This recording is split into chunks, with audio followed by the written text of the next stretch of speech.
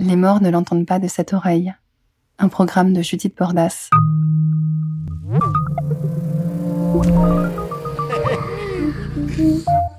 C'est très important de venir parler du mort, de dire quelque chose à son sujet, de dire ce qu'il était, de dire l'importance qu'il avait, de le recaractériser. On parle parfois même, on tutoie le mort et on s'adresse à lui pour dire tu te souviens quand, ou bien je me souviens quand tu faisais ceci. Et tout ça, ce sont des choses qui ont l'air banales, alors qu'en fait, qui ont une importance énorme.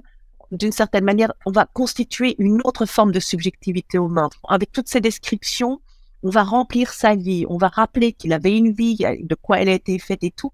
Et ça va pouvoir rester. Et donc, on aura un mort qui sera bien construit, bien fabriqué, bien dense, bien épais, et qui va pouvoir continuer de ce fait à accompagner les vivants pendant même quelques années. Vous savez, la vie d'un mort, c'est presque mathématique, la vie d'un mort, c'est à peu près 100 ans.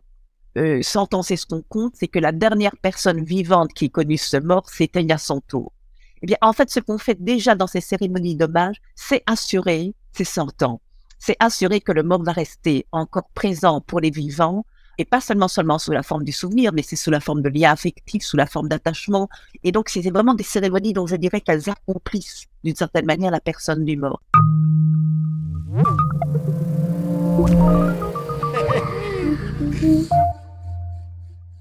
Les morts ne l'entendent pas de cette oreille.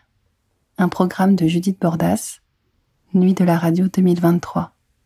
Une expérience d'écoute collective proposée par la SCAM en partenariat avec l'INA. Retrouvez toutes les informations et les dates sur scam.fr.